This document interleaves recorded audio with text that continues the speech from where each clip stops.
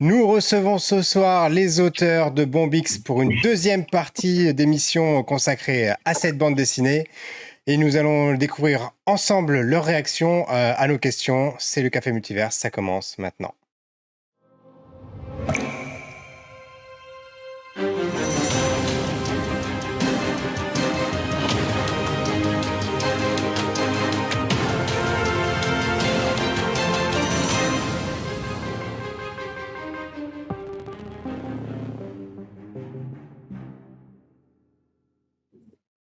Bonsoir et bienvenue dans cette 84e émission du Café Multiverse où je vous retrouve ce soir avec Greg Dyser. Bonsoir Greg. Salut Pierre, comment ça va? Ça va bien et toi? Oui, ça va très bien. Je suis très content de recevoir nos invités de ce soir. Et on reçoit donc Brice Cossu. Bonsoir Brice. Bonsoir. Ronan Touloat. Salut à tous et à tous. Et Johan Guillot. Dans l'ordre, oui, Johan, il est aux États-Unis, c'est pour ça. Ah ben voilà, c'est les aléas du direct. Johan Guiret, c'est pour Guiret, ça, voilà. il est tout le temps joyeux.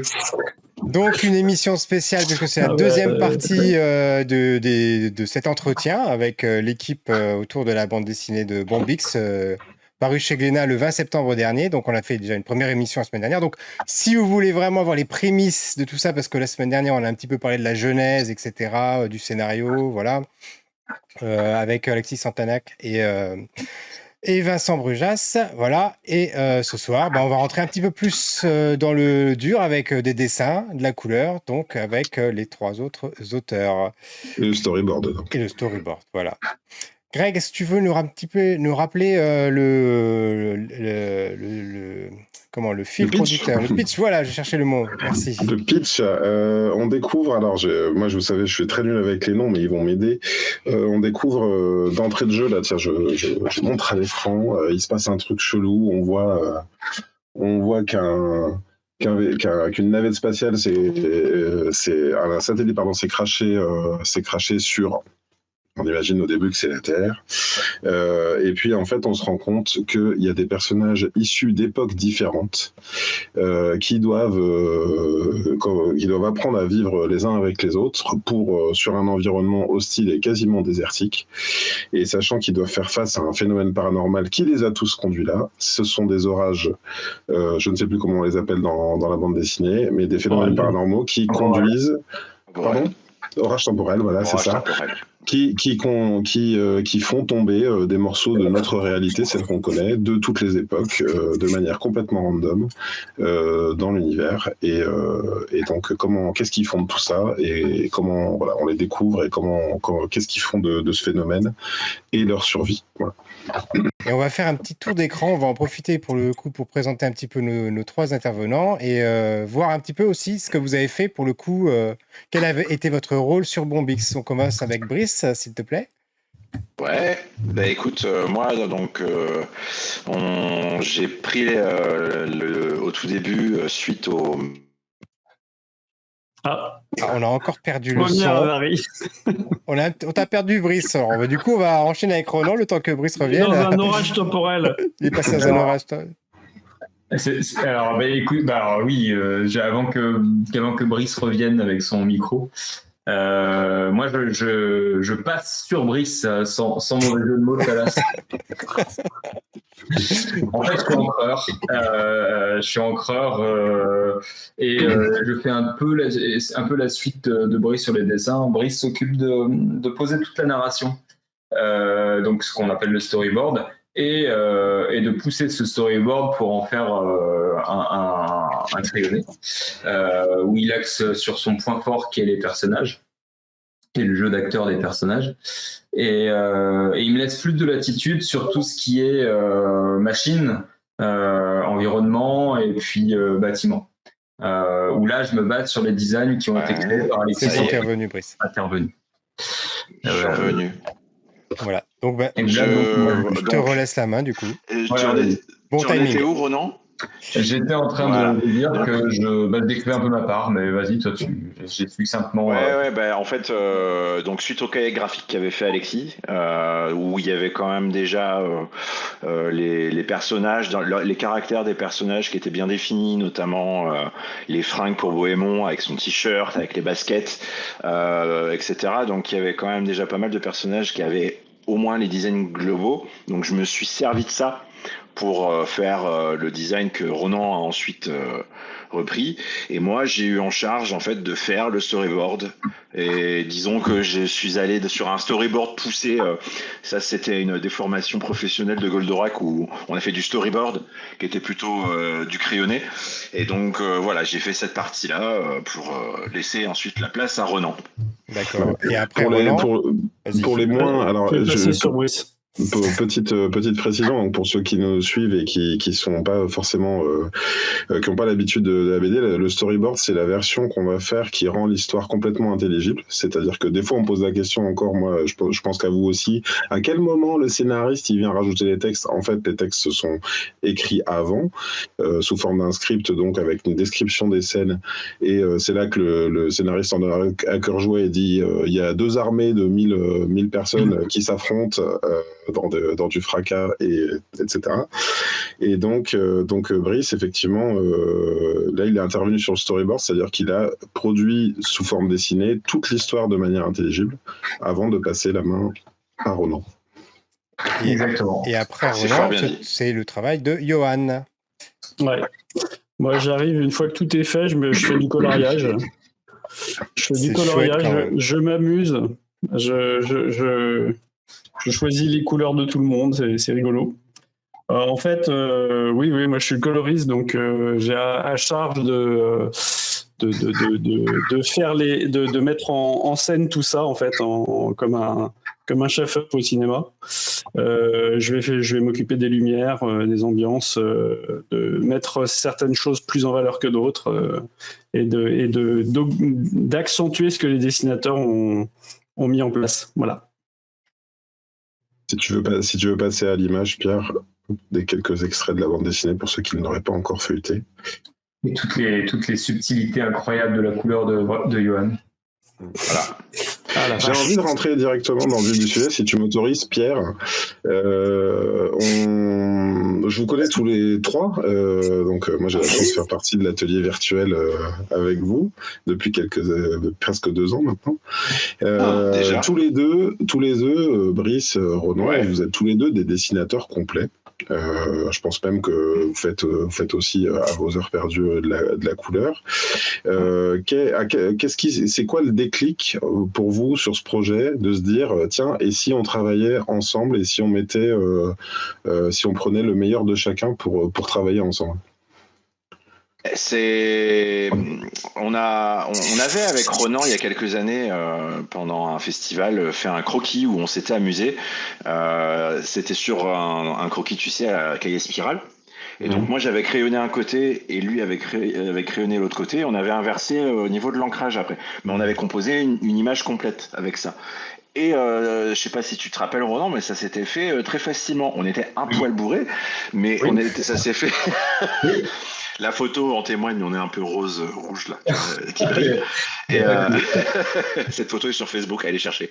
Et on avait fait ça. Oui, je vois de quoi tu parles. Tu vois de quoi je parle, voilà. Et moi, après, j'ai toujours, que ce soit avec Alexis, je le fais depuis des années, on a fait plusieurs projets ensemble comme ça. Je sais que j'ai mon style, mais j'adore, moi, travailler avec quelqu'un d'autre pour mélanger les styles. Sachant que, encore une fois, on en avait déjà parlé avec Alexis à l'époque quand on avait fait l'émission avec vous par rapport à Goldo, c'est que moi, quand je dessine avec quelqu'un, je n'ai pas d'ego, je fais quelque chose et je vois ce que la personne va apporter en plus. Et donc, en fait, avec Ronan, j'ai pas changé cet état d'esprit. La seule différence, c'est que là, on s'est segmenté pour le boulot, c'est-à-dire que je me suis vraiment occupé du storyboard et lui, après, a fait l'ancrage. Moi, à ma grande surprise, c'est que j'ai vu Ronan tenir extrêmement compte de mon dessin, et justement en mettant sa patte, ça c'est clair, mais où il a vraiment repris fidèlement le dessin que j'avais fait. Ça, j'avoue que j'y avais pas réfléchi, mais je m'y attendais pas. Et j'ai beaucoup aimé le résultat. Alors, moi, j'avais une question. Alors, tu voulais peut-être réagir, Ronan, avant? Vas-y, pose ta question. J'avais une question. Donc, il y a Vincent qui qui nous a dit donc la semaine dernière qu'il s'était amusé un peu à vous challenger sur pas mal de choses. Tu veux en parler, Brice ou Ronan, peut-être? Je pense sur les orages, sur les espèces de trucs, de toute façon, ça c'est le propre du scénariste en fait. Il va te challenger, il va voir que t'as réussi ton challenge, il va dire ah ouais, tu veux jouer à ça, ok, on va faire ça après. Puis au fur et à mesure, on est dans un shonen, hein, tu sais, à chaque fois l'ennemi est plus fort, mais on triomphe toujours. Mais après, ça faisait partie du prérequis de base du projet. C'était d'apprendre de tous et de se challenger de toute manière. Brice l'a très bien résumé. Je pense que dans l'atelier virtuel qu'on partage tous ensemble, il y a peu d'ego.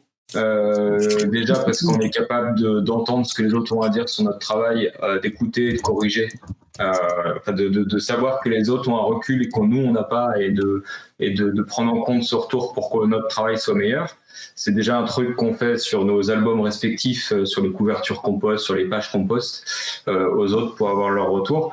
Et là, c'était l'occasion justement de mettre en commun nos travaux respectifs et de faire quelque chose dans l'idée de départ que ce soit encore mieux que ce qu'on fait nous à titre perso. Je prends un exemple. Moi, par exemple, je sais que mon point faible a toujours été les visages. Et je sais que j'ai toujours eu une palette d'expressions assez réduite sur mes personnages, du moins très codée. Et travailler sur le dessin de Brice me permet d'en apprendre déjà beaucoup et puis d'affiner ça, en fait. C'est une des questions que je te posais récemment en off. C'était est-ce que tu as le sentiment déjà, par cette simple collaboration, d'avoir progressé, que ça t'a apporté dans ton dessin? Et puis j'en viendrai à l'autre question à Brice. Est-ce que toi, tu as été agréablement surpris là sur ce projet? Donc tu avais parlé du premier dessin, mais est-ce qu'il y a des fois où tu te dis, j'ai compris qu'il n'y avait pas d'amour propre, mais où tu te dis tiens, c'est marrant, je serais pas allé dans cette voie-là, ou... En fait, tu vois, Ronan a soulevé le fait que lui, son point faible, c'est les visages. Moi, mon point fort, c'est les personnages, les visages particulièrement, mais mon gros point faible, c'est les designs. Et le gros point fort de Ronan, c'est les designs. Et en fait, le mariage des deux a fait que je me suis rendu compte, enfin c'est toujours ce truc, c'est quand tu ajoutes la somme du meilleur de chacun et que tu fais un tout, ça fait quelque chose d'assez ouf. Et moi, quand j'ai vu arriver les pages, j'ai dit ok. Et c'est pour ça que moi j'ai beaucoup observé le travail de Ronan sur le tome 1. Et là, du coup, sur le tome 2, je regrette de ne pas avoir eu le temps de réappliquer ce qu'il a pu faire sur le tome 1, parce que voilà, spoiler alert, moi le storyboard du tome 2 est déjà fait.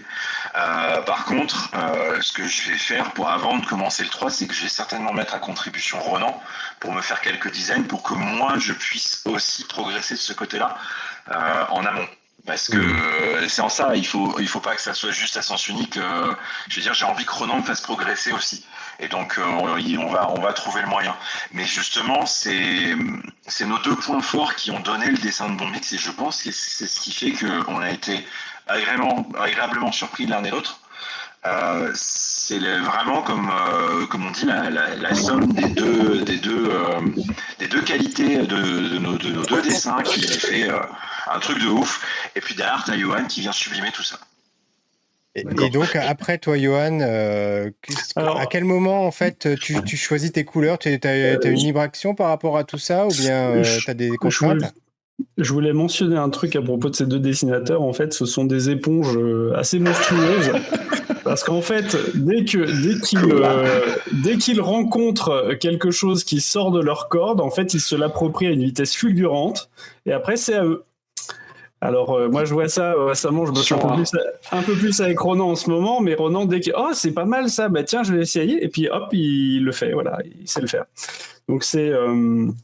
voilà, donc en fait, c'est très marrant de les voir comme ça se partager leurs points forts et leurs points Plonger l'un faibles. l'autre. Oui, s'éponger l'un l'autre parce que effectivement le résultat est assez surprenant et en fait je vois des évolutions dans le dessin de Ronan après sur d'autres projets et sur Brice je sais pas mais sûrement. Enfin j'ai pas tilté mais sûrement qu'il y en a. Ouais, Il y avait un autre truc aussi qui est important et qui, je pense, outre le fait qu'il n'y a pas d'ego et qu'on a tous du respect sur le travail de chacun, c'est que... il y en a quand même un des trois qui est plus fort que les deux autres, on peut le dire. Non, mais les étapes étaient quand même très claires. Et puis surtout, il y avait la volonté il y avait aussi la volonté de faire le meilleur boulot possible pour aussi un peu épater les autres quand même. Alors moi je reconnais que surtout au tout début j'avais la pression en fait de dire est-ce que je vais y arriver et donc pour moi aussi ça m'a permis d'aller au-delà d'un point faible qui était souvent de me satisfaire assez vite de ce que je posais en dessin et là j'ai été poussé plus loin mon dessin plus dans le détail, plus dans la finesse pour être à la hauteur quoi. Donc je pense que ça participe.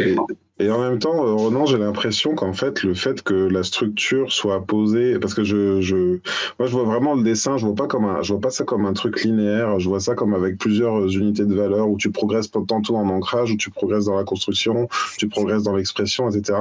Et j'ai l'impression que le travail de Brice et le fait que les personnages soient vraiment hyper bien mis en place, en fait, t'a permis de vraiment complètement t'abandonner à l'ancrage. Et en fait, c'est vrai que je crois que vous avez vraiment sorti à vous trois graphiquement, et je parle même pas encore du travail des deux autres qu'on a eu la semaine dernière, mais vous avez réussi à sortir peut-être le meilleur de vous-même, et quelque part je me demande même si on n'aurait pas pu vous appeler, je pense à Kerascoët par exemple, où c'est vraiment deux auteurs qui travaillent ensemble, on aurait presque pu sortir un nouveau nom d'auteur de vous deux ensemble, et je me demande, et j'espère Coswat, ouais, pourquoi pas. La fusion, en fait. Et je me dis, moi j'ai hâte, je vous vois progresser même en 2 ans, c'est assez étonnant en fait. Même toi, Brice, hein, je te l'avais dit, je trouve que finalement dans Frunk, il y a une évolution en fait, ça se voit, on le calcule, enfin toi, je suppose que de l'intérieur on le calcule pas, mais. Je le calcule très vite. D'accord. Dès que je travaille sur un nouveau tome et que je reprends l'ancien, et c'est pas que Frunk, hein, c'est depuis le début de ma carrière, ça fait 16 ans que c'est ça, et je me dis oh non, quand même ça peut être mieux, faut progresser, ou des fois je fais des retours en arrière aussi, je regrette une façon de faire que j'avais dans 3-4 albums avant, et je me dis tiens, peut être sympa de revenir à ça. C'est exactement comme ça que je faisais le dessin en fait quand j'étais gamin, je faisais un dessin, je l'oubliais pendant 6 mois, je le revoyais au bout de 6 mois, je refaisais à côté avec les nouveaux acquis, et je refaisais comme ça de manière régulière sur des années le même dessin. En me disant tiens, ça peut être intéressant. Dans la deuxième période, il y avait des trucs qui étaient pas mal que j'ai un peu perdu, tu vois. C'est ça qui est bien, et c'est d'autant mieux sur des projets comme Bombix, parce que là c'est quelqu'un d'autre qui va t'amener à la nouveauté. Il va avoir une manière de faire un trait qui n'est pas... Je pense que si je dois refaire du dessin réaliste, un peu plus réaliste aujourd'hui, je vais quand même beaucoup regarder ce qu'a fait Ronan sur Bombix, parce qu'il y a des choses extrêmement intéressantes, parce que je vois mon dessin, mais je vois ce que Ronan a amené, parce que avec lui qui est très très fort justement en style plus réaliste que moi, et c'est hyper intéressant, et c'est encore mieux quand tu apprends de quelqu'un qui va amener quelque chose que tu n'aurais jamais fait toi. Alors, je rebondis sur ce que tu dis. Oui, j'allais te dire. Du coup, j'ai complètement squeezé ta question. Je rebondis sur ce que nous dit BD Geek dans les commentaires, qui dit c'est vraiment intéressant d'avoir les couleurs de Johan sur le dessin de Ronan. Ça apporte une lisibilité, je trouve, sur Kozak et Tête de Chien, par exemple. Mais comme dans Bombix, effectivement. Ouais. Mais clairement, je vais introduire ce que veut dire Johan. Parce que pour moi, Johan a une couleur extrêmement subtile et très narrative, et qui va justement amener... moi, j'ai un dessin qui est plutôt, à la base, qui est plutôt rentre-dedans et très dynamique, et justement, la couleur subtile de Johan va contrebalancer un petit peu ça. Donc ça va donner un mélange, un équilibre en fait qui est vachement intéressant. Et puis en plus de ça, en travaillant avec Johan, c'est aussi à ça qu'amènent les collaborations. moi, j'anticipe ce que va faire Johan et je vais lui laisser aussi la place parce qu'on a aussi tous les deux, et puis tous les deux sur Kozak et Tête du Chien, mais évidemment aussi tous ensemble sur Bombix, il y a cette idée d'aller amener la lumière au maximum dans les pages. Et donc forcément, ça va aboutir à ça.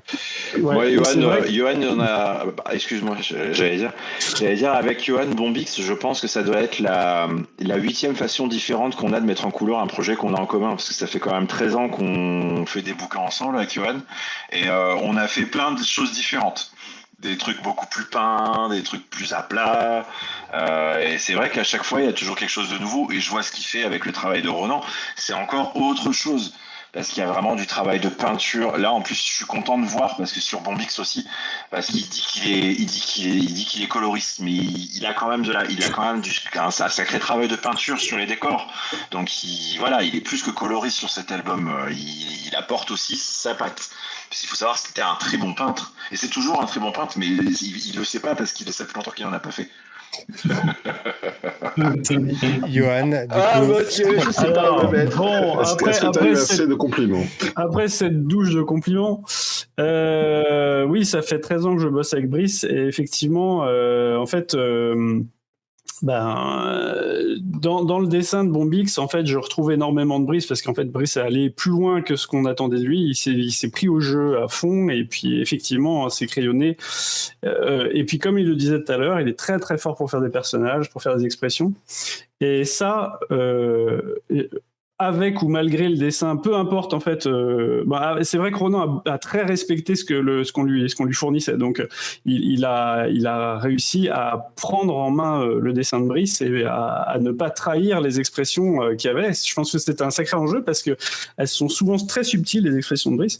Et donc j'en arrive à la couleur. C'est que depuis le temps que je fais du boulot avec Brice, en fait, j'ai appris à domestiquer les émotions qu'il passe dans son dessin. C'est assez complexe, parce que, comme je disais, elles sont subtiles, et des fois, la manière dont on va utiliser la couleur avec ses émotions peut pousser un tout petit peu plus loin l'intention qu'il a mis dedans. Moi, je me rappelle d'albums qu'on a fait ensemble. Je me suis moi-même traumatisé sur le 3e album qu'on a fait ensemble, qui était le Secret des Templiers, je crois. Ah, complot. Où en fait j'avais à l'époque des couleurs qui étaient très modelées, qui étaient avec beaucoup d'effets, beaucoup de travail. Et en fait, en voulant trop faire d'ombre sur un visage, je l'ai bousillé. Il est passé comme ça dans l'album, et de temps en temps, je le regarde pour savoir ce qu'il faut pas faire. Je vois très bien lequel en plus. Mais, ouais. Mais en plus, il n'est pas spécialement bousillé, mais c'est vrai que c'était juste. Mais même moi, mon dessin était indigeste sur cet album-là, et c'est donc. On a toujours fonctionné. Le truc, c'est que tu as toujours fonctionné sur dire, il a fait le dessin comme ça, donc je vais faire la couleur comme ça.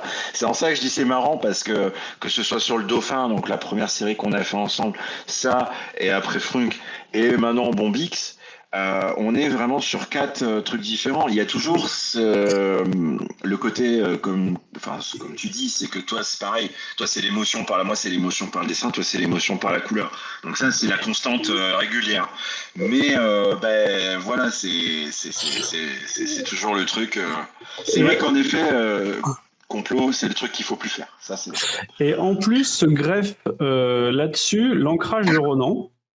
L'ancrage qu'il a sur Bombix est assez différent de ce qu'il fait d'habitude, parce que Ronan, en fait, il est dans l'énergie, il a une énergie folle dans son dessin, et quand j'ai commencé à bosser avec Ronan, j'ai ouvert Le Roi des Ribauds, et en fait, j'ai repéré un truc qui pour moi n'allait pas, c'est qu'en fait, dans sa couleur aussi, il y avait autant d'énergie que dans le dessin.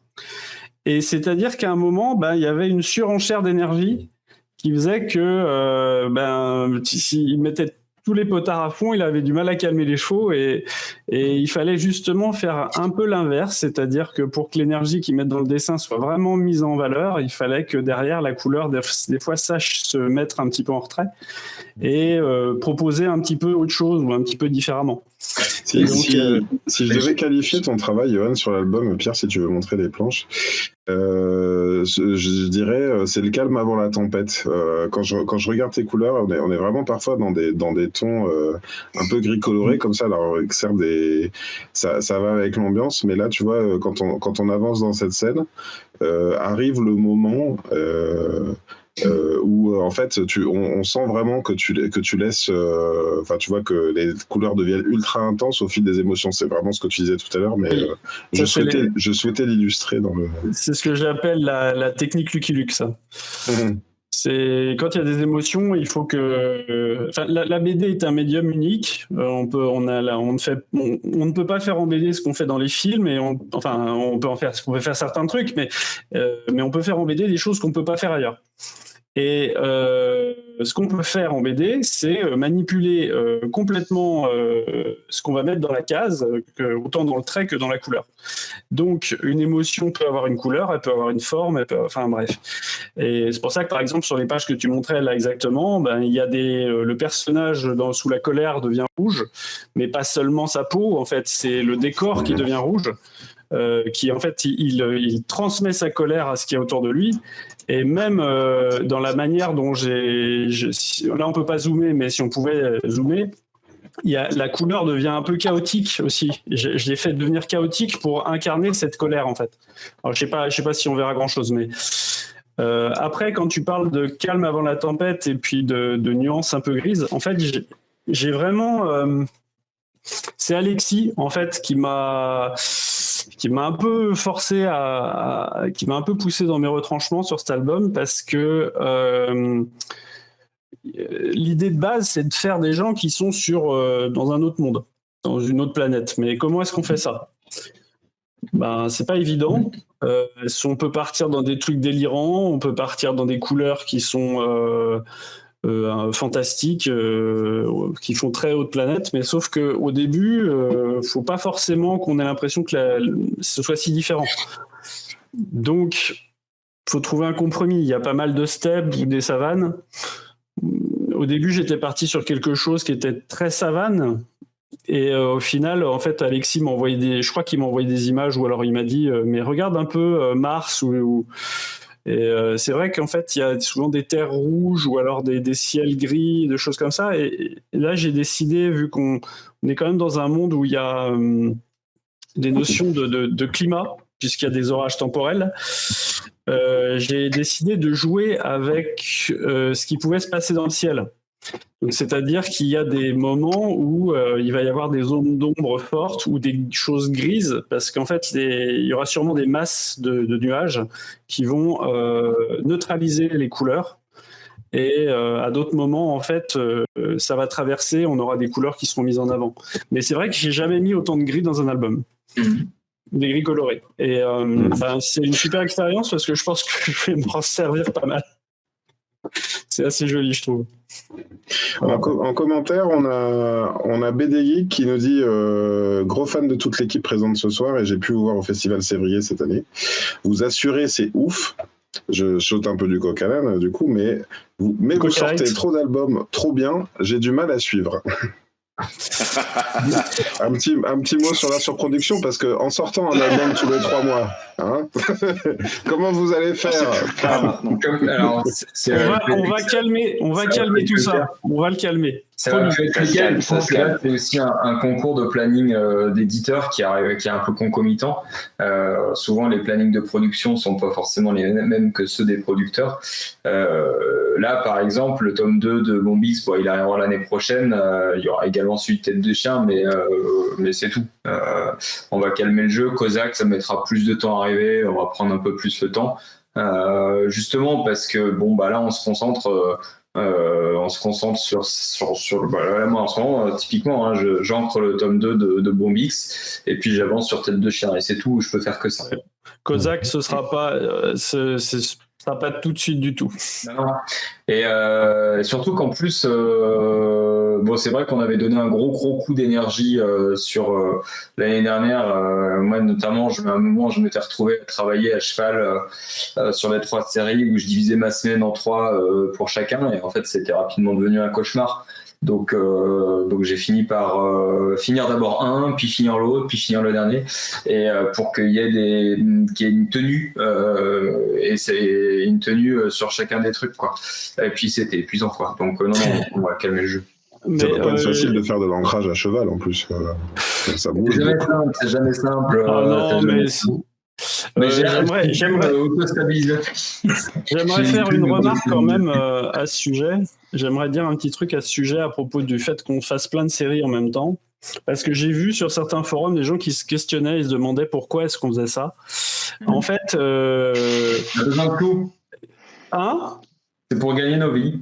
C'est pour gagner nos vies, certes, mais en fait, certains s'étonnaient pourquoi est-ce qu'on ferait pas une série, on la termine et après on passe à la suivante. Mais en fait, c'est un peu compliqué parce que on est sur des temps entre le moment de lancer le projet et le moment de le signer, de le faire, etc., qui sont très longs. Et quand suivant l'éditeur avec lequel on bosse, si une série ne vend pas, eh bien, ça peut déchanter très vite et le projet peut très bien se casser la gueule très rapidement. Donc, en fait, si on veut pouvoir pérenniser une série ou si on veut pouvoir réaliser sa carrière, surtout. Réaliser sa carrière et vivre, en fait, on est obligé de bosser sur plusieurs séries. On n'a pas le choix. Alors, certains le font pas comme ça. Oui, mais nous, en fait, on ne vit que de ça. Et en fait, après, c'est vraiment des choix. C'est vraiment des choix, mais bon. C'est pour ça qu'on le fait. Mais ouais,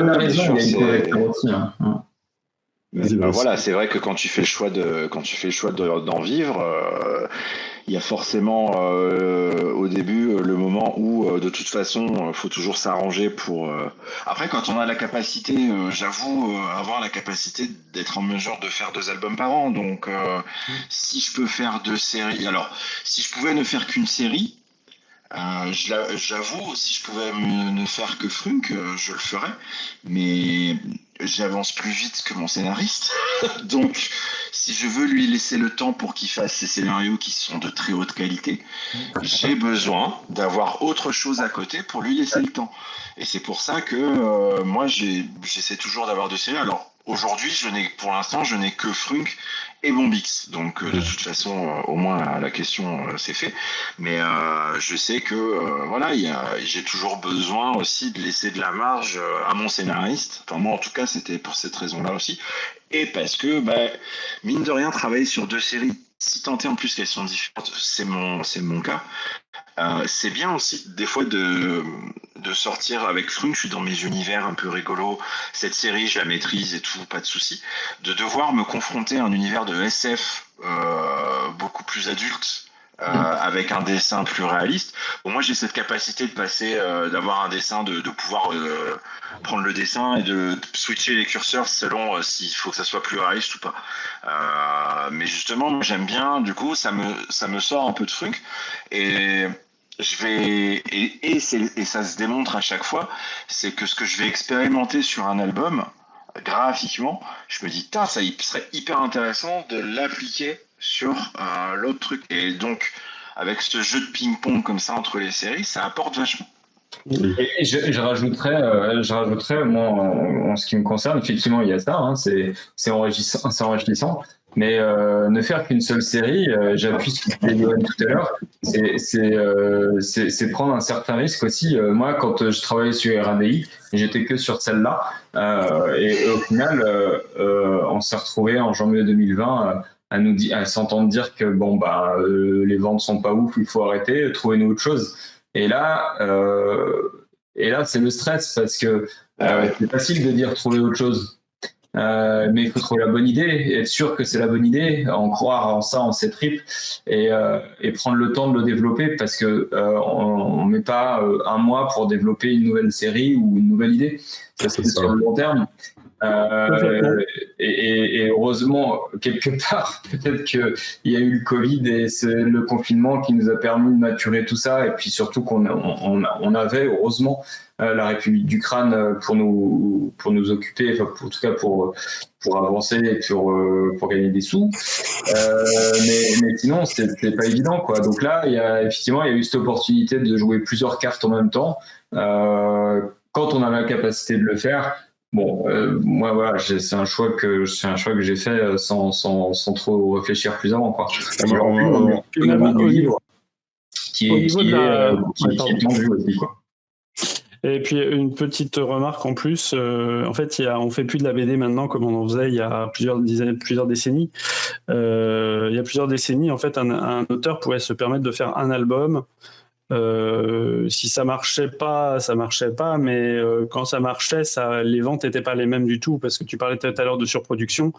La moyenne de vente d'un album de bande dessinée a chuté catastrophiquement. Et même sa durée de vie en librairie qui est très très très très courte. Donc on est un peu obligé en fait de pas mettre tous les œufs dans le même panier et de jouer avec les règles qu'on nous donne en fait. Voilà. C'est pour ça qu'on a plusieurs séries, mais là on va essayer sérieusement. Pardon. Ouais. Voilà, en fait, vous avez répondu hyper sérieusement et je pense que c'était vraiment un compliment de la part de BD Geek. Moi, j'ajouterais en fait qu'on est sur tous les projets que vous avez mentionnés, en fait, on est sur des projets hyper différents. Que ce soit dans l'époque où ça se situe, là, on vantait vraiment, et Pierre a beaucoup insisté là-dessus, il comparait à Star Trek et au fait que c'était hyper assumé de jouer à fond et de pas tout baser sur la science, sur l'aspect scientifique des tempêtes. En fait, finalement, elle est là que pour planter le décor et pour poser une aventure humaine, que ce soit Frunk, que ce soit j'y arrive pas, Tête de chien, on est sur des projets de nature très différentes. Vous compariez ça plutôt à du shonen, on est dans des expériences et je pense que c'est ça aussi, on a habitué en fait du moins le public des auteurs des amateurs de BD est très habitué à suivre les auteurs qu'il aime. En réalité, on vous êtes encore pas sur la même tranche de projet, je pense. À mon avis, quelqu'un peut vous découvrir sur ce projet-là sans pour autant avoir été fan de l'un de vous. Et je terminerai en disant que BD Geek dit, pour conclure, c'est juste que les éditeurs des IA se plaignent parce que vous allez plus vite que leur logiciel. Voilà. Tant mieux pour ça. Tant mieux. C'est le but. Tant mieux. On va les bousiller. J'ai donc compris notre vrai plan.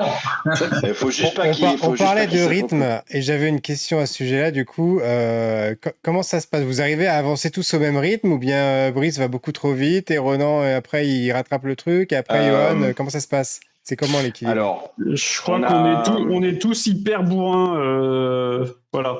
Il n'y a pas d'autre mot. C'est horrible. C'est celui qui tire la bourre le plus vite et c'est horrible. Alors sur Bombix particulièrement, de toute façon, le deal de départ, c'était qu'on n'avait pas d'impératif de date de sortie au début quand on a commencé. Il fallait juste que, de toute façon, c'était l'impulsion première. C'était déjà le scénario. Bon, Vincent n'a pas perdu de temps, il avait écrit les 3 premiers tomes. Voilà. Et elle est allée rapido là-dessus. Donc l'impulsion, elle venait de moi.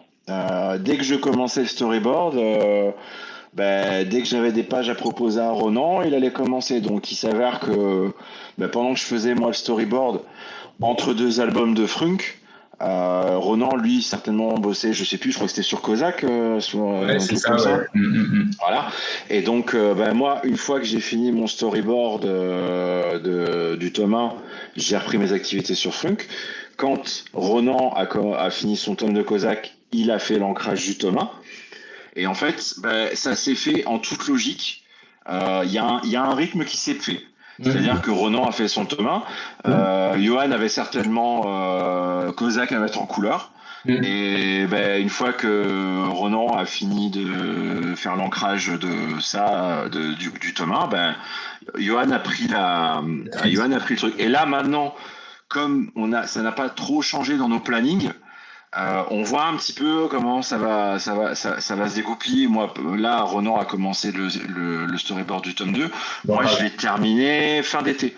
Donc, ça suit vraiment la même logique à peu près en termes de timing que sur le premier tome. Si je peux me permettre d'ajouter quelque chose, Pierre, en intégrant l'atelier virtuel, et je ne parle pas que de mon exemple à moi, mais je parle aussi de beaucoup d'auteurs que j'ai côtoyés. Parfois, quand tu es artiste, tu sais pas exactement quand tu vas t'y mettre, tu démarres un peu trop tard, tes charrettes et tout, enfin tu vois. Et en fait, j'ai découvert dans l'atelier virtuel, notamment ces trois-là, de très grands professionnels avec une hygiène de vie impeccable, où genre à 11h... C'est ce que tu crois. Non. À 11h50, les trois là, ils partent, ils disent bon, on va faire du sport, et puis ils reviennent à 14h50, ils sont là. Oui, bon. Johan, j'essayais de t'inclure dans le truc. Jamais de sport. En tout cas, peut-être pas de sport, mais c'est vrai que... mais Johan, par exemple, en ce moment, dans ton rythme que je commence à connaître, tu pars avant midi en disant ça y est, j'ai fait ma double page du jour, je passe à autre chose. Il y a quelque chose de bien réglé dans votre travail. Vous êtes professionnel, et ce que je veux dire, c'est que vous êtes pas des sortes d'artistes maudits comme ça qui allaient passer des jours sur une planche à dire oh, je pourrais faire mieux et tout. En fait, vous savez ce que vous faites. Vous avez un rythme, vous avez un planning, et moi c'est ça que j'admire beaucoup, et en plus vous le faites. Il semble que tout ça aille dans le bon sens, et dans le sens d'avoir au moins de décider ce que vous faites de vos journées, de vos soirées, etc. Ah oui, de toute façon, c'est-à-dire que si tu fais le choix, c'est quand même un métier pas facile. Si tu travailles pas, t'as rien.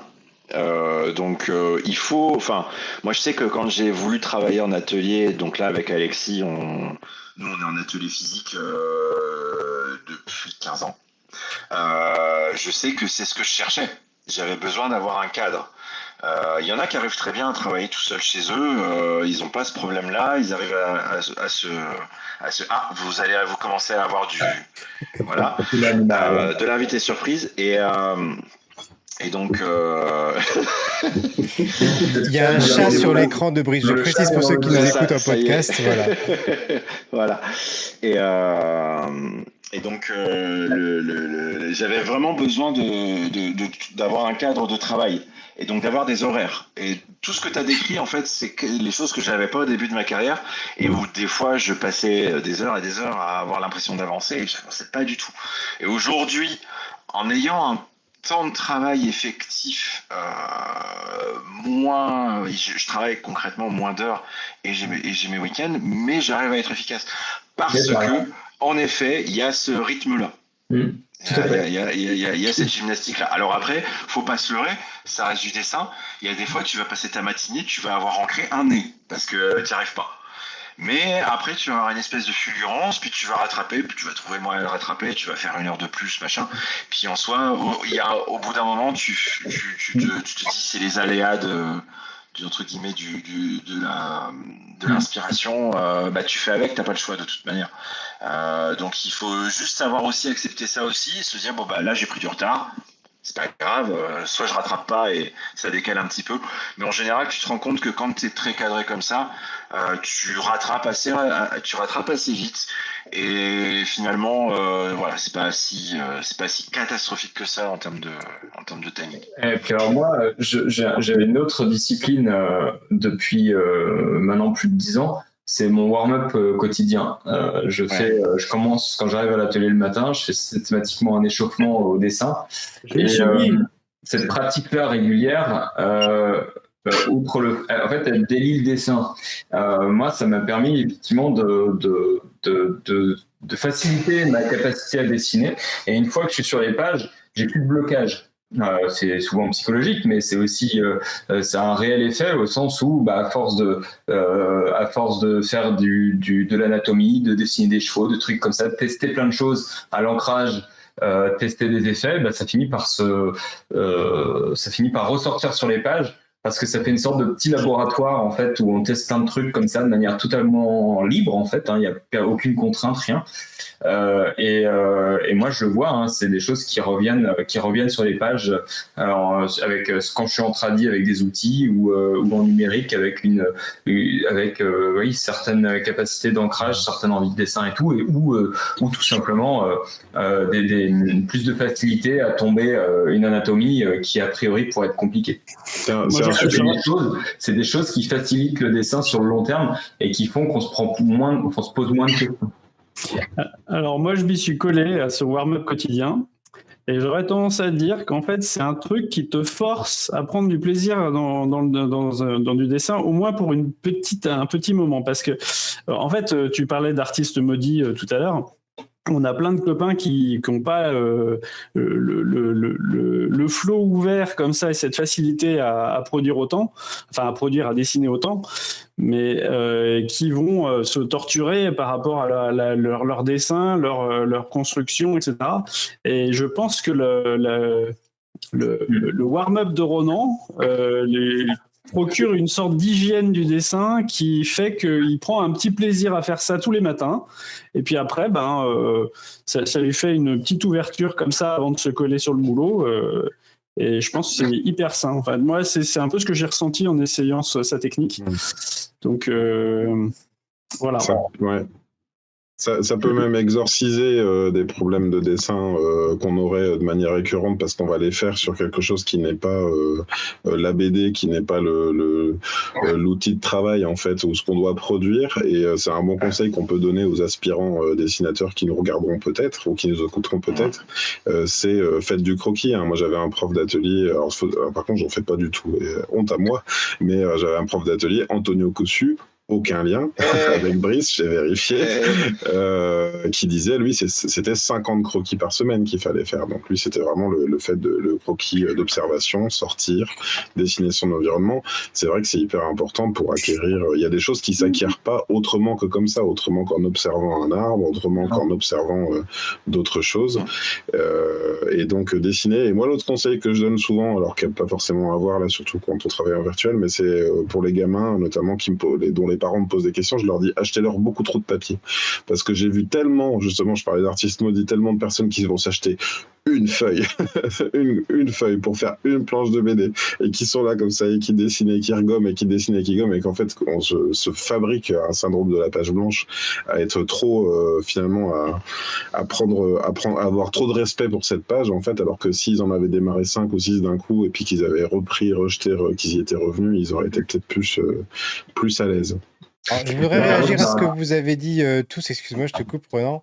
Ça a l'air hyper facile à vous écouter. Donc, il y a le scénario qui arrive de Vincent, ça passe dans les mains de Brice, ça va chez Ronan, ça passe par Johan et ça continue. Mais j'ai envie de vous dire, il y a quand même un moment donné où il y a une étape chez l'un de vous quatre, ou en tout cas 2, 3, 4, qui doit se dire attendez, ça colle pas, cette case-là, elle va pas, il faut qu'on la refasse. Ça revient peut-être jusqu'à Vincent. Il y a eu des moments comme ça où il y a eu beaucoup d'échanges où vous vous êtes dit ça fonctionne pas, on patine sur cet endroit-là ou pas, ou bien ça a été vraiment ça a coulé.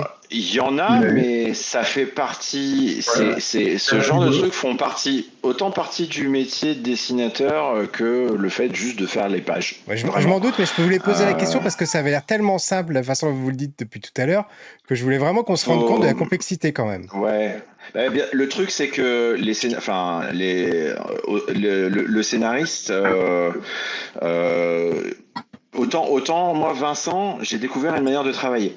Parce que la manière de travailler qu'on a avec Olivier, par exemple, n'est pas du tout la même. Vincent, en fait, lui, va décrire ce qui se passe en double page. Et c'est moi qui dois décider du nombre de cases et du truc. Ça laisse une grande liberté. C'est à la fois laisser une grande liberté et à la fois ça implique un autre level d'investissement dans le storyboard. Faut savoir, et ça je pense qu'on le dira tous, la phase de storyboard c'est vraiment un truc, si t'es vraiment obligé tu peux pas, enfin, moi je sais qu'écouter de la musique, voilà, t'es obligé de fermer les écoutilles, c'est vraiment un truc où tu dois, voilà. Et donc avec Vincent, je sais qu'il a fallu que je m'habitue à sa façon de faire du scénario pour vous décrire. Par exemple, concrètement, il peut me marquer page 1 et 2. Non, j'ai dit bêtises. Page 2 et 3, parce que ça marche toujours en pair impair. Page 2 et 3, Bohémond arrive dans la ville, il croise sur sa route tel personnage et tel personnage, il les salue, il fait ça, il croise tel machin, il lui dit ça, il lui dit ça, il lui dit ça, et on arrive après... On continue et on voit la ville. J'aimerais bien qu'on voit la ville avec des grandes volutes de fumée et un super plan sur le paquebot au-dessus de la ville. Voilà. Ça, c'est la façon d'écrire de Vincent. Donc, ça laisse une grande marge de possibilités. Mais voilà, il faut savoir décoder. Et puis, des fois, tu te dis, là, des fois, il va vouloir te faire dire 10 000 trucs. Et tu te dis, là, tu peux pas juste en 2 pages. Ou alors, des fois, et c'est là où je vais rebondir, c'est... alors ça, Olivier l'a bien compris, donc maintenant, il le fait dans ses scénarios. C'est que des fois, en tant que scénariste de franco-belge, tu appliques du code de franco-belge. Donc, pour une action, tu vas la faire, pour lui, ça nécessite 2 cases. Alors qu'en fait, si tu veux que émotionnellement, cette action, elle soit plus impactante, il faut en faire 5 de cases. Et c'est là des fois où on se dit, et je crois que c'est comme ça qu'on a dû rajouter des pages sur le tome 1, c'est bien, il me semble qu'on a rajouté 2 pages, parce que je crois que c'est la page, si tu veux la montrer, c'est la double page avec le dernier orage de l'album. Le dernier orage tombe. Voilà, le dernier orage de l'album, en fait, il devait être inclus sur la double page qui est après. Ouais. Alors, je les ai pas, voilà. Je peux pas les afficher en double page. Mais tu peux pas les afficher en double. En fait, cette scène-là, c'est une scène d'action ultra dantesque dans le silence le plus total. Il n'y a pas de dialogue. Nous, on fait pas d'onomatopée parce que comme on est dans du réalisme, voilà, j'ai toujours un petit peu du mal quand tu fais de la BD réaliste à faire ça. Et du coup, si je voulais vraiment faire un truc qui a une gueule d'enfer, voilà, Ronan la montre la caméra, voilà. En plus, si tu veux vraiment faire un truc qui a une gueule d'enfer, il fallait en mettre plein la gueule sur les 4 pages. Et je me rappelle qu'il me semble que c'est sur ça que Vincent avait fait juste sur 2 pages et je dis c'est pas assez. Il faut faire plus. Il y avait une action qui mettait en scène Bohémond qui était importante aussi et il fallait lui donner toute son importance. Voilà. Cette scène elle dure, voilà, là en fait on l'a fait sur 6 pages quoi. Ça m'est arrivé, Pierre, moi aussi, sur ma propre BD. C'est vrai que les scénaristes, ils ont parfois tendance à vachement se fixer sur les dialogues. Et du coup, si la description est courte, ils s'imaginent que même si elle est un peu en quelques phrases, si tu veux, ils s'imaginent que ça peut passer assez rapidement, alors que justement, s'il faut la détailler, parce que là, le mec prend une impulsion, puis après il saute, et puis il attrape une lance, et puis il plante la lance, tout ça, ça peut être hyper rapide dans un découpage de cinéma, mais par contre, dans la BD, t'es bien obligé de passer par toutes ces étapes-là. Je rajouterais quand même que le point fort de Vincent, c'est que il laisse justement la part du découpage au dessinateur et au storyboarder, donc, et il n'est pas attaché à la proposition qu'il fait. C'est-à-dire que quand on va discuter sur ce qui a été posé par le storyboarder ou le dessinateur, selon le projet. Et on va discuter si c'est lisible ou pas et si ça fonctionne et puis s'il faut enlever des trucs ou s'il faut en rajouter, on en parle à ce moment-là. Voir si la scène peut être remplacée par une scène plus pertinente, par exemple. Voilà, par exemple. Et en tout cas, nous, avec Vincent, on se connaît depuis 20 ans, on a toujours fonctionné comme ça et ça a toujours été plaisant de travailler comme ça, justement. Parce que, en effet, je suis aux manettes, je propose des choses. Effectivement, des fois, moi, je suis pris dans la dynamique, c'est pas lisible, et puis voilà, mais justement, lui, il a pris du recul parce que l'écriture date un peu, il a du recul, il a de la fraîcheur, et là, attends, en lisant le truc, ça fonctionne pas. Et puis moi, quand je suis sur son découpage, des fois, clairement, je sais que ça va pas fonctionner. Donc je change et je propose autre chose. Et j'ai compris son intention surtout, parce que son intention arrive toujours à ressortir dans ce qu'il écrit. Alors j'en profite quand même, et là ce sera ma dernière question. J'ai été un peu loquace ce soir, Pierre, j'espère que tu m'en excuseras. Voilà, il se trouve que dans le dernier épisode du Café Multiverse, Vincent a été un petit peu loquace. Et il nous a expliqué qu'il détestait les dinosaures. Alors Brice, je crois que tu fais une série dans laquelle il y a beaucoup de dinosaures.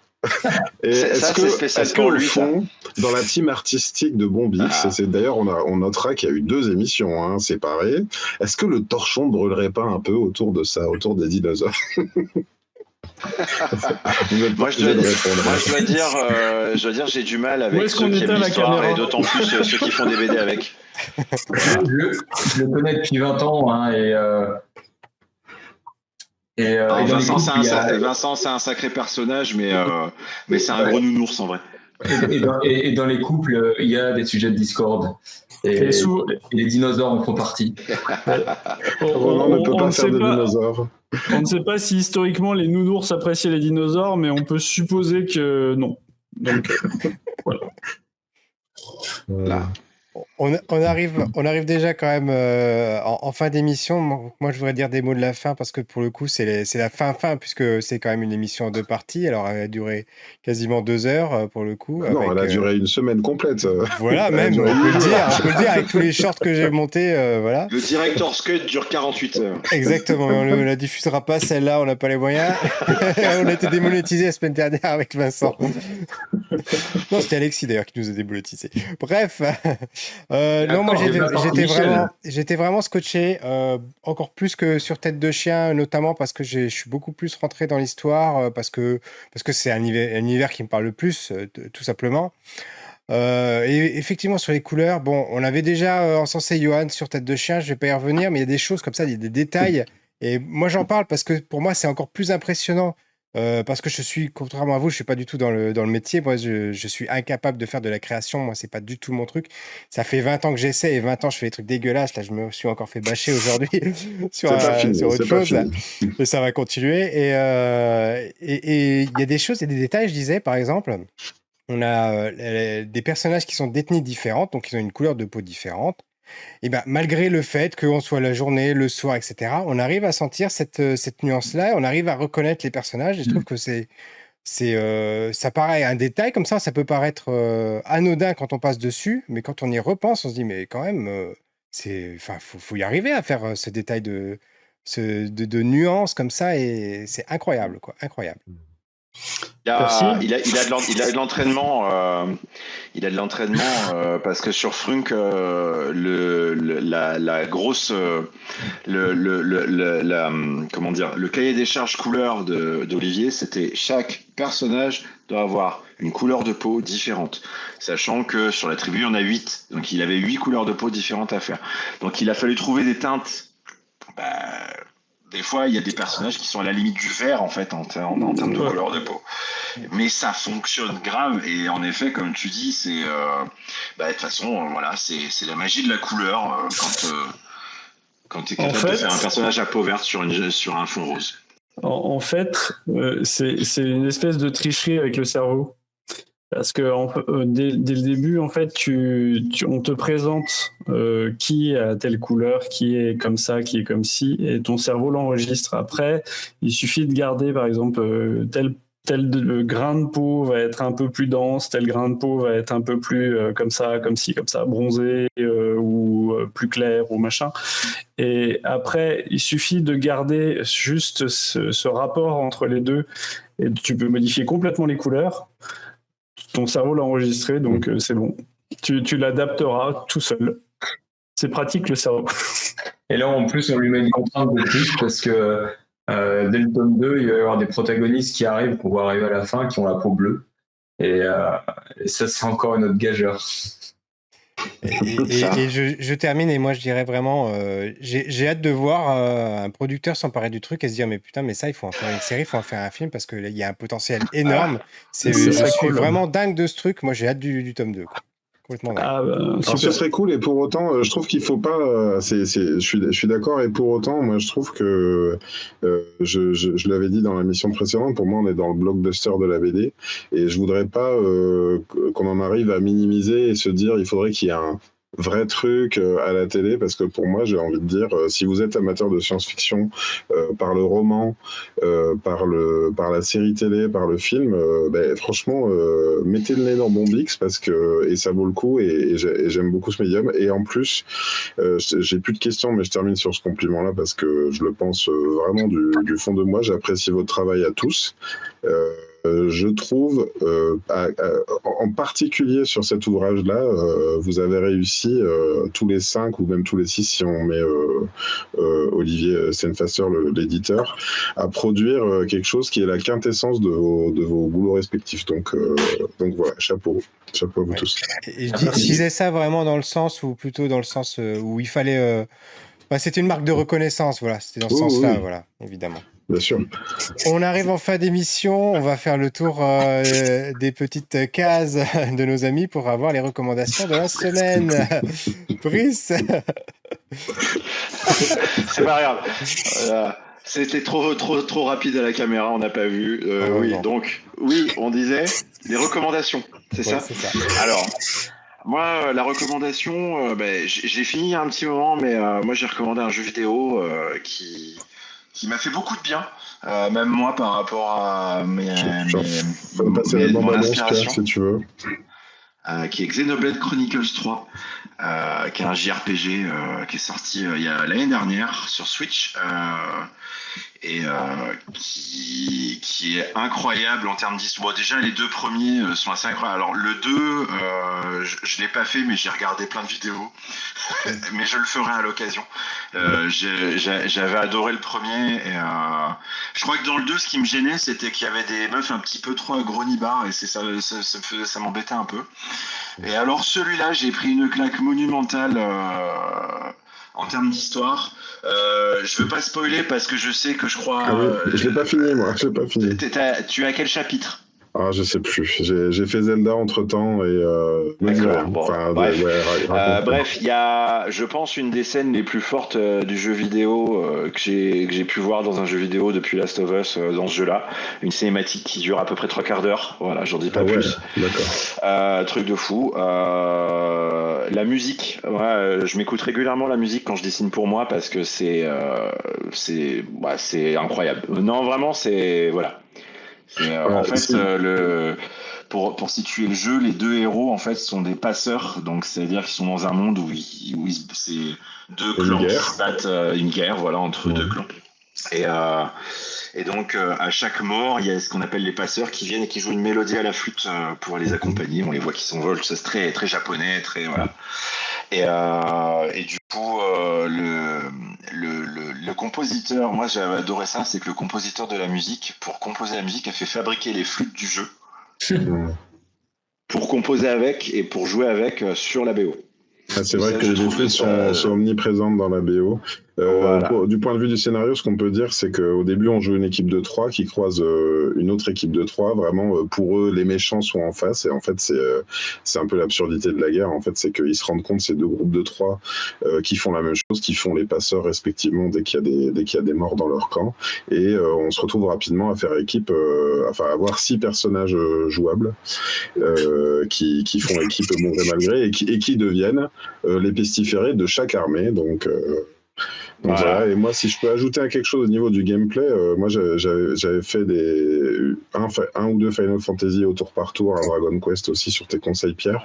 L'avantage d'un Xenoblade Chronicles, en fait, c'est qu'on n'est pas vraiment dans du tour par tour, c'est vraiment plus dynamique, c'est-à-dire que les personnages se déplacent en même temps que le combat a lieu. Alors il y a bien les auto-attaques, et en fait on peut aller derrière, devant, selon qu'on attaque dans un certain sens, on peut faire des combinaisons, et c'est quand même très dynamique les combats. Le Xenoblade Chronicles 3, en fait, il est calqué sur le gameplay du FF14. En fait, il est très MMO. Il a vraiment un gameplay MMO pour le coup, donc c'est ultra dynamique.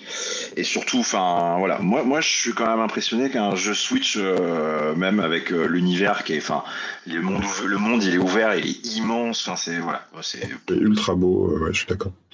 Voilà. Merci pour cette recommandation. Du coup, on passe à Ronan. Alors, moi j'hésitais entre deux BD, enfin deux BD. Et puis du coup, je participerai sûrement à un autre Café Multivers sur un autre sujet plus tard, donc je réserverai l'autre référence à plus tard. Là, je voulais plutôt je voulais parler d'un super comics là qui m'a mis une belle claque, qui est sorti fin août, début septembre. L'auteur est Daniel Warren Johnson, donc est un auteur de comics américain, principalement publié chez les indés, notamment chez Image Comics. Et le comics en question, c'est Do a Power Bomb. Et c'est complètement farfelu le pitch, puisque c'est une jeune fille dont la mère est une catcheuse professionnelle, et ça, quand elle est petite, elle aimerait aussi devenir catcheuse, voyant sa mère au nu, mais sa mère meurt lors d'un match. Il y a un accident et son adversaire la tue accidentellement, et évidemment c'est la cata, et elle, malgré tout, décide quand même de devenir une catcheuse. Et animée par la rage d'être meilleure, voire aussi bonne que sa mère, en fait, pour lui rendre hommage. Et jusqu'au jour où elle se fait aborder par un nécromancien qui sort de son univers et qui lui dit, écoute, tu fais partie des meilleures catcheuses de ton univers. Moi, j'ai découvert ça en découvrant par hasard vos ondes télévision. J'adore ça et j'organise un énorme match de catch à dimension interdimensionnelle, justement. Et j'aimerais que tu fasses partie. Et le prix, c'est que si tu gagnes, eh ben, ta mère revit. Et elle, évidemment, portée par ça, elle y va. Et elle se rend compte que l'autre catcheur qui va faire équipe avec elle, c'est celui qui a tué accidentellement sa mère, donc elle va devoir faire équipe avec lui. Et je ne révèle pas plus parce qu'il y a des tas de retournements de situation incroyables. Et surtout, c'est derrière ça une histoire humaine extrêmement touchante. Malgré ce côté complètement farfelu, c'est génial. Et puis le dessin de Daniel Warren Johnson est ultra dynamique, très nerveux, très vivant. Et surtout, pour le coup, en quelques traits, lui aussi, il arrive à poser des expressions très très fortes. Enfin, voilà, je suis tombé amoureux de son travail. C'est son dernier comics en date, mais il y a pas mal de choses à son actif. Je vous invite à découvrir son travail, que ce soit sur Instagram déjà, parce qu'il poste pas mal de choses, mais également en librairie, surtout, où il y a pas mal de ses comics qui sont disponibles en français. Okay. Donc, Do a Power Bomb, Daniel Warren Johnson chez Urban Indies, c'est un one-shot ? C'est un one-shot. Un one-shot. Super. Alors, Johan, à ton tour. Alors, je vais faire un peu plus commun, un peu plus dans l'actualité. Enfin, je sais pas pour le. Bon, bref. Moi, je conseille la série One Piece. Il y a des gens qui l'ont pas encore vue. Alors, pourquoi ? Parce que en fait, c'est génial. Voilà. En fait, il y a un feel good comme Alexis l'a présenté aussi la dernière fois. Ouais. Donc, le feel good est top. Enfin, vous sortez de l'album, vous avez la banane, c'est génial. Pourquoi est-ce que c'est bien ? Parce qu'en fait, ils ont décidé d'assumer tous les trucs un peu délirants qu'il y avait dans la série, tout en faisant une réécriture. C'est-à-dire que moi j'ai pas lu tous les mangas parce qu'il y en a beaucoup, mais dans l'animé il y avait énormément de longueur, il y avait des épisodes qui étaient parfois un peu longs. Et là, ils ont réécrit ça pour élaguer des trucs, pour que ça soit un peu plus dynamique. Et c'est bien joué, c'est bien rythmé, tout est bien, voilà. Et en plus, ouais. Si ça peut aider cette petite série qui débute à vendre un peu plus et que ça peut aider à nous faire bien voir par l'éditeur de Bombix, puisque c'est le même, eh bien, Glénat, eh bien, nous, on prend, voilà, on encourage cette série là. Si on peut faire gagner quelques camions de fric de plus à Glénat. C'est vraiment hyper corporate. Voilà.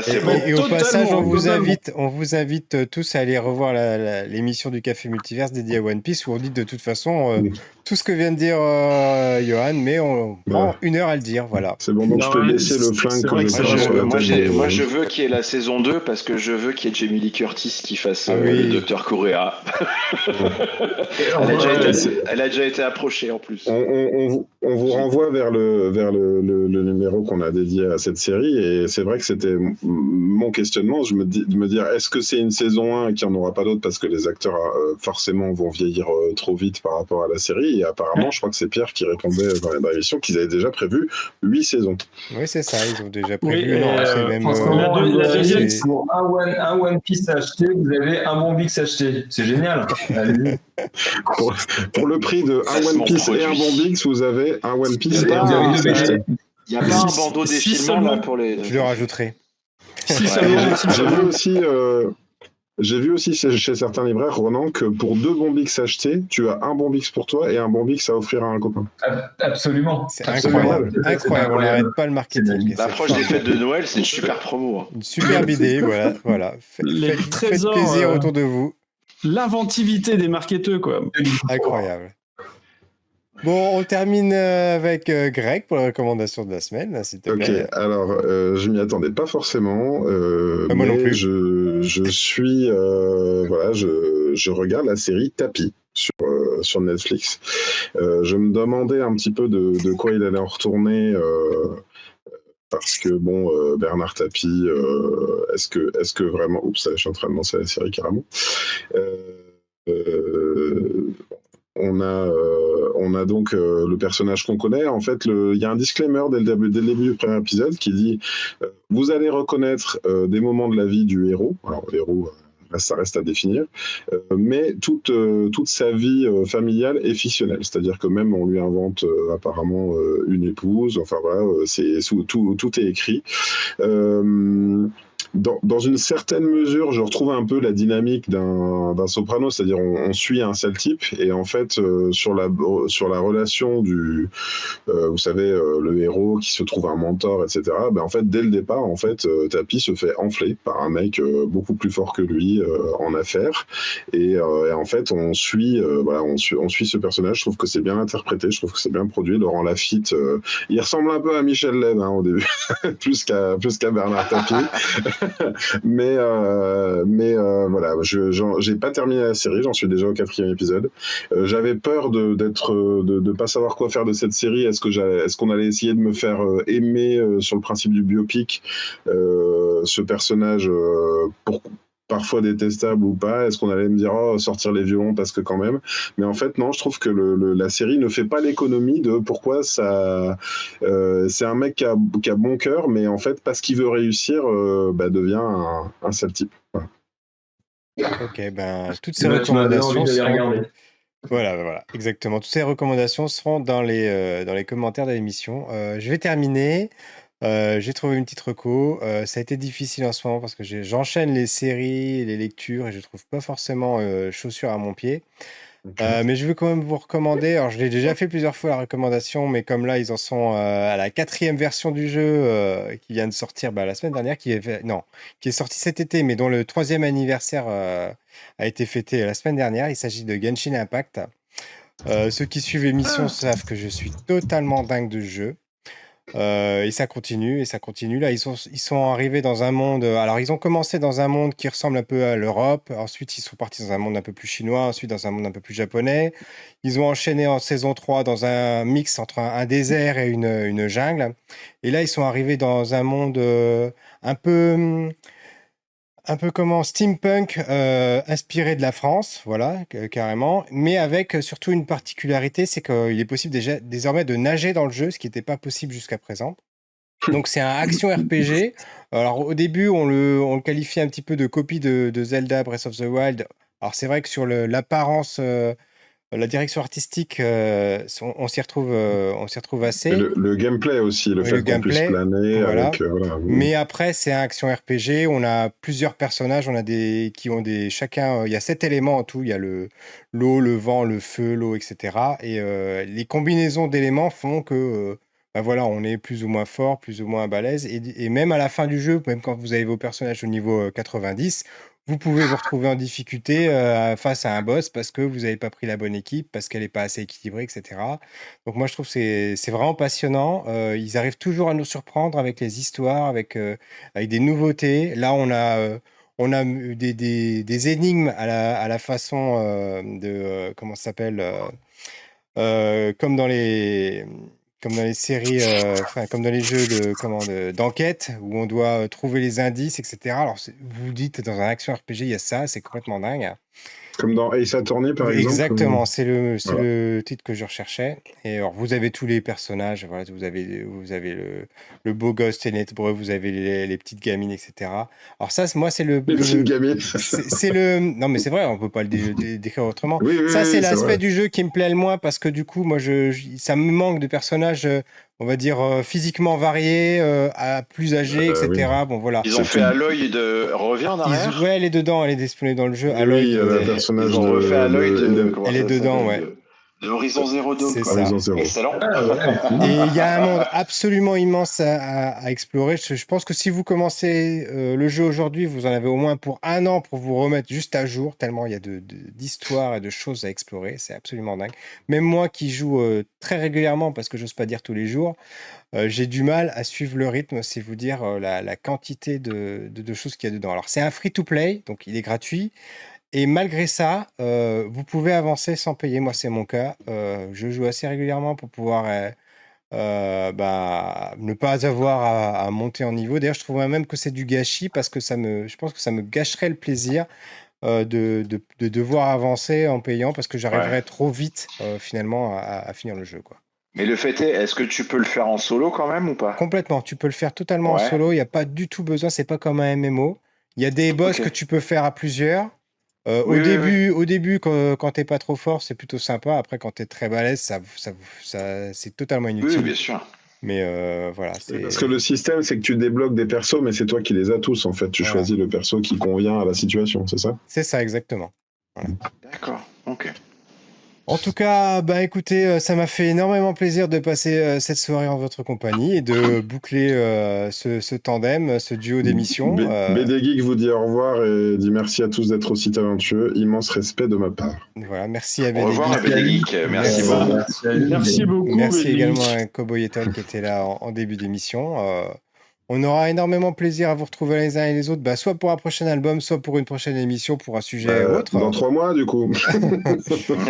Ronan devrait se joindre à nous pour parler d'Expandables 4 très prochainement. Et l'invitation, Brice et Johan, est toujours ouverte pour parler d'autres sujets. Pourquoi pas Xenoblade Chronicles 3 et si tu fais une émission dessus, vas-y, pas de souci. J'aimerais bien. Je sais pas si Pierre l'a fait. J'ai commencé, mais je vous avoue que je veux pas gâcher tout le bien que vous avez dit de ce jeu, donc je n'en parlerai pas. Voilà. Okay. Voilà. En tout cas, nous, on vous retrouve. Oui, vas-y. Je reviendrai avec plaisir. J'avais un prof de graphisme qui disait qu'un bon graphiste pouvait parler de n'importe quel sujet. J'applique ça tout le temps. Super. Ceux qui ne connaissent pas, je fais ça. Après, je regrette, mais bon. Et si je me trompe pas, la semaine prochaine, nous, on vous retrouvera avec une émission consacrée à Ahsoka, la série Star Wars, qui arrive à son dernier épisode demain, je crois, si je dis pas de bêtises. Voilà. On a déjà les invités sur Ahsoka, Pierre? On a déjà les invités, puisqu'on retrouvera à nouveau normalement Jean-Marc Critique s'il est disponible. Voilà. Oui. Et il est probable que Romuald nous rejoigne, parce qu'on on a vu qu'il était un grand fan des séries Star Wars Rebelles. Voilà. Je vais pouvoir la commencer en plus, parce que moi j'attendais que la saison soit complète. Je fais toujours ça, parce que j'aime pas attendre les épisodes chaque semaine. Et tu pourras regarder. J'avais adoré Rebels, donc j'attendais de savoir justement la suite de cette histoire. Et c'est super. Si tu es fan de Rebels, je pense que tu devrais pas être déçu. Voilà. Ouais, c'est carrément. 1 heure quasiment 17 d'émission. C'est une des plus grosses qu'on ait faites. Voilà, merci à vous pour cette émission. Et puis, à très bientôt. Salut. Allez, ça marche.